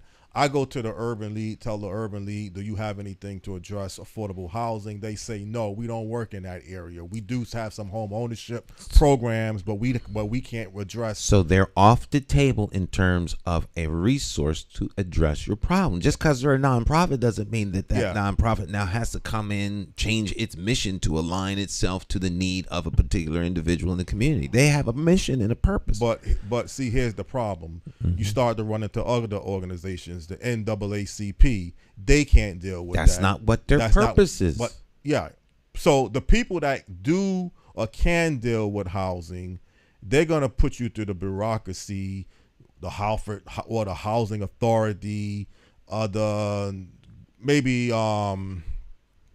people that build the Habitat for Humanity. Of humanity. You're limited now with the resources that's available. And this is where you get into the gridlock of just being another number. You go to the Housing Authority, you got to be put on a waiting list. You need housing now, and you're being told it's going to take 2 years. Right, but the person that needs housing right now, the 2-year waiting list doesn't work. So what must they do? They have to go somewhere else, Jonathan. This is not being mean-spirited. It's just a matter of. But I'm telling you, Stan, the options of where they have to go someplace else is limited and dwindling. I mean, you just like I just mentioned. Right. So you've exceeded the capacity of the city to provide housing, Jonathan. If 20,000 people somehow migrate to Hartford, where are they going to stay? Right. We don't have housing for them. So yeah, that's a problem. But maybe they could go somewhere else. It's not incumbent upon us to now find housing for people who does this may sound harsh? It might even cost me the election. But the first person at the forefront of the best thing for their life is them. Yeah. They're the ones that are most in control.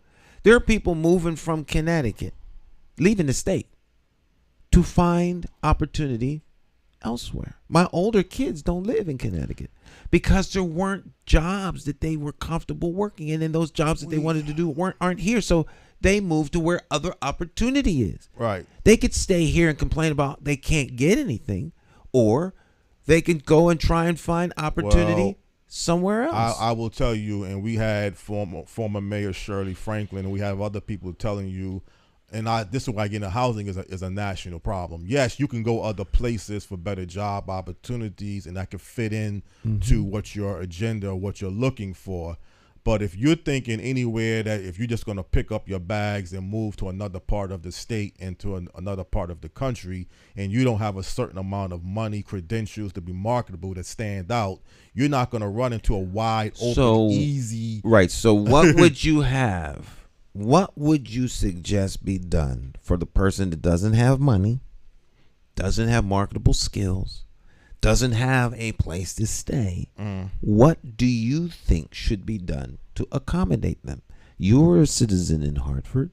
It's your government. What would you instruct your elected officials to do to create opportunity for these 2,000 people who are on a waiting list?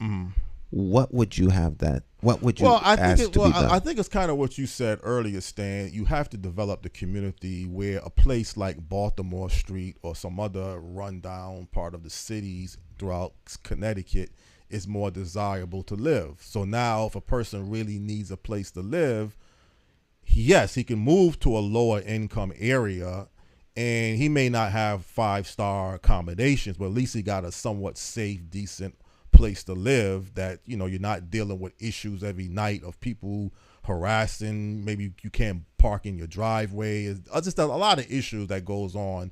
People stealing your packages if you live in certain apartment buildings. So there's a lot of things that go along with living someplace. So if you develop the new housing projects are nice places to live now. You know, Westbrook Village, Bowles Park. There's criteria to move into. There's a criteria. And really, they're not that cheap neither.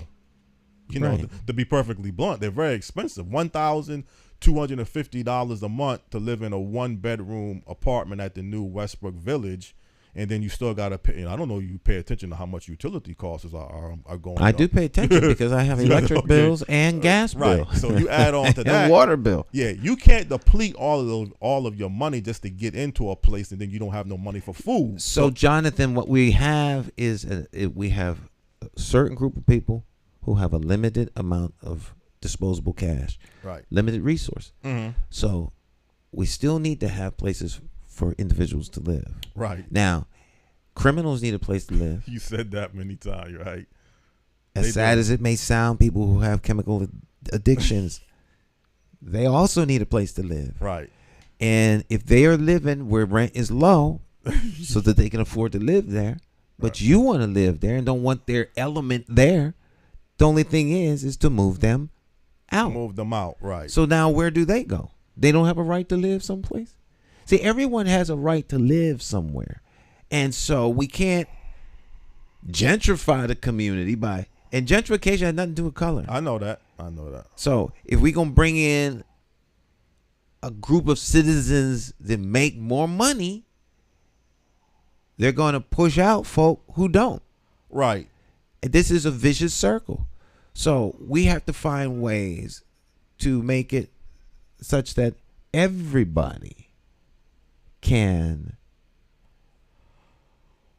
that's why I say the housing live, and what you said about the housing. If the housing authority right now had 1,000 apartments come online in due time, right, those would fill up and we'd be back where we were. Yeah.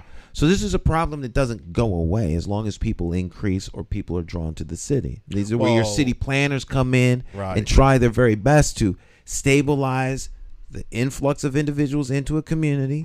Do you have the schools? Do you have the medical facilities? Do you have the resources? Do you have the housing? Do you have the maintenance for those things? Do you have the inspectors to check on these things? All of these things have to happen. They don't just happen in a vacuum. So all of this stuff has to be taken into consideration. Well, developing a community where it is livable and functionable and it's a good quality of life. I mean, I think anybody who has normal capacity and normal decent expectations would much rather live in a nice, clean, safe unit, whether it's a rental unit or a home, than let's say living in a boarding house, living in a motel, because there's no restrictions. There's, as long as you come up with a little bit amount of money, you could live in a boarding house. You could live, and I don't know how you can afford to even live in a motel, but people are living in motels too.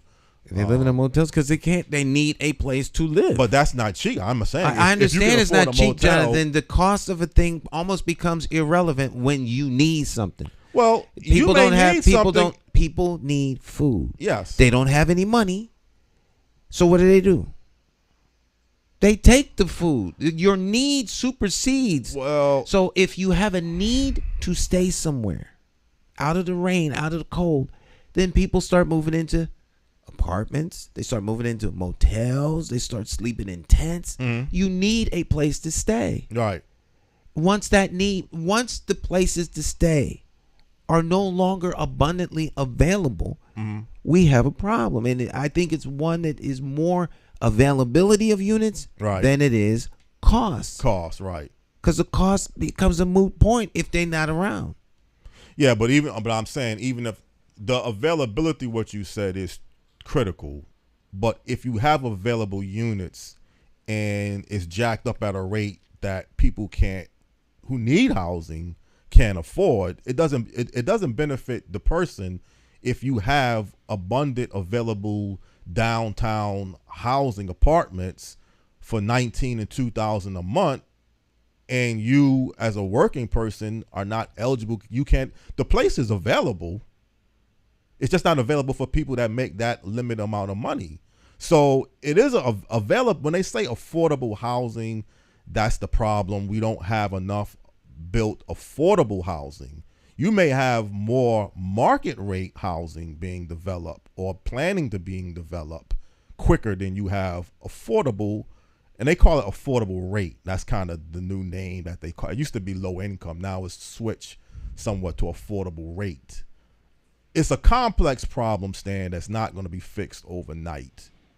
Well, I like to focus on fixes. Well, as opposed to the complexity of the problem, because the complexity of the problem is irrelevant. What is the fix? But you can't fix this overnight, because if you got, like you mentioned many times before, more demand than supply, it's going to take a process to build. Even if you are planning to build housing, it's going to take a time span. Right. So Jonathan, when someone presents an issue and a problem that's looking for resolution, and then we start to address the resolution, and then the comments are, well, we can't fix it overnight, then why bring it up?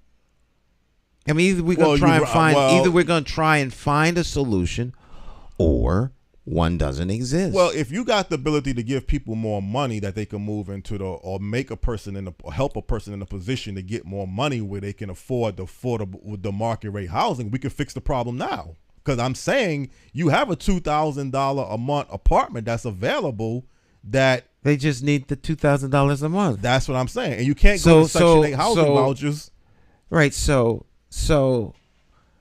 the person that's living in there now is working round the clock so they can make their rent. The folk that don't have the money should just be given the money so they can roll up in there and chill. Well, when I say give, help, if you need a job that pays a certain amount that you can afford the $2,000, I don't know if that's giving somebody I'm not saying give a person a free place. Right. So we need to increase the skill set of those individuals. And by the way, still I'm old school. I believe that the person that has the need is the primary person responsible for fulfilling the need. Your need, while I can recognize and help you, I do the best I can, but it's really on you. My motto is, I don't mind helping you get up the hill in your lawn chair. I'm not going to carry you up the hill. I'm not going to push you up the hill. I expect you to carry the chair 1 foot, then I'll carry it a foot. But we got to work together. If you don't see the importance of the need to motivate you to be the chief architect of the fix, along with assistance and help, then it's no longer incumbent upon me to find a fix for you. The only way people can become more employable is to increase their skill set. There's schools, there's training, there's all kinds of things. And there is assistance. But what you're talking about, getting into a $2,000 a month apartment, I don't live in a $2,000 a month place. What I'm saying, Stan, is that's expensive. Those are available right now. You're saying we have a problem right now that people need. Oh, I'm saying, and you're agreeing to some degree, telling people 2 years from now is not helping a person right now. So if all of the affordable rate units are filled to capacity and there's a waiting list for 2 years, that's not helping you now. And if you have the market rate that's available right now, but you don't have the means to get into the market rate, the problem hasn't been fixed. And what you said about you do need a place to live, yes, that's never going to be not addressed. But where you have a place to live could be, like you mentioned, a sleeping tent. It could be a car. It could be staying with some friends and families from week to week. On the streets that you mentioned where the rent is $700 a month. That too. That has some available units. Right. So we do have $700 a month available units that people don't want to stay in. And we have $2,000 a month available units that people can't afford to stay in. And there's a legitimate reason why people may not want to stay in the stuff, but that doesn't change the fact that they need a place to live. Right. You see the circular. But the bigger picture, what you said, Stan, is we need to develop our community to where even a $700 a month place is more decent. I'm not saying luxury, but at least more livable, where things are more in better functionable order. Not just, okay, the landlord is neglecting the place, he's not fixing up the place, and other factors that comes along the way. Right. Well, we need these things, I believe, happen as a function. The enforcement of these things happen as a function of government. Mm-hmm. You at all times have the government you deserve. If you want things to change, you have to change the mindset, and the direction and trajectory of the government and your elected officials. If you elect the same thing, you can get the same outcome. There are fixes to these problems. There are logical fixes to these problems because the problem exists because of certain things. So if you have a pressure and demand for things to be available, and the landlord sees that the prices are going up because there's a lot of people who want his unit, and the people that are there right now, he's in this for the money. He's not in it for the humanity. So if we don't change how people feel about one another and have a little humanity, and if things are motivated by money and greed, then he's going to raise his rents. Right. Which means that puts people that are in a place out. But it also allows people who want a place to come in. You're just swapping individuals for the problem. It also means that you're going to have to find ways to shift priorities. I see less of a priority in giving development and tax incentives and underwriting the conversion of an office space downtown. Tens of millions of dollars to accomplish that would be better served by serving the people. But then there's the overarching big goal plan of making sure those buildings don't tank in their property value, which means there aren't tax dollars coming in to pay for the things. So these are the kinds of things that people need to sit down around a big round table, explain all the pros and cons, and then make some serious decisions as to what the priorities are that best serve the needs of the greater whole. Someone's going to walk away from that table very upset. Someone's going to walk away from the table happy. Hopefully we come to some sort of a compromise, because the problem is complex. Well, but it doesn't mean there aren't solutions. We're running out of time. Out of time, Stan. Well, like I said, let me work on some things. Obviously, you have a show on Wednesdays. I mean, you may want to also address housing, at some point if I can't get someone available right now. But let's just see how things go with this issue and many other issues. All right. Okay. All right. We're out of time. We'll see you next week. Ciao, ciao. All right.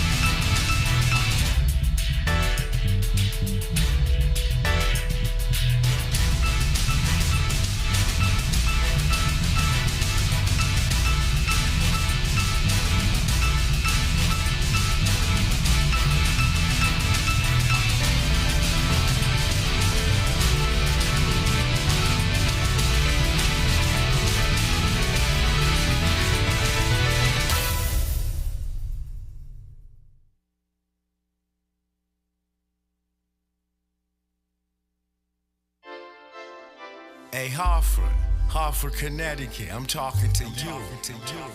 We gotta get out and vote. Vote for Stan McCauley. It's our time. We gotta rise up and take it back. Vote for Stan McCauley. Vote for Stan. You gotta vote for Stan McCauley. Vote for Stan. Vote for Stan. Oh yeah. It's more than politics than just what your social covers. And it ain't somewhere written down in bold letters. Don't just take my word for it, do your research. Think of your future, look at your bigger picture. Suit and tie, clean up, unity for the righteous. Plotting on action, hands-on access. With a light source vision, door-to-door knocking. Guerrilla style marketing, brainstorm as a collective. Real neighborhood suggestions. Only we know what it is where we living. To make real life decisions. Move on facts, make it manifest back. You gotta vote for Stan McCauley. Vote for Stan. Vote for Stan. Vote for Stan. Oh yeah. Look at your city. Stop. Take a look around. Is opportunity flow into your house? Are you working? Wait, can you save some money? And is your neighborhood safe? Or is it a homicide every night?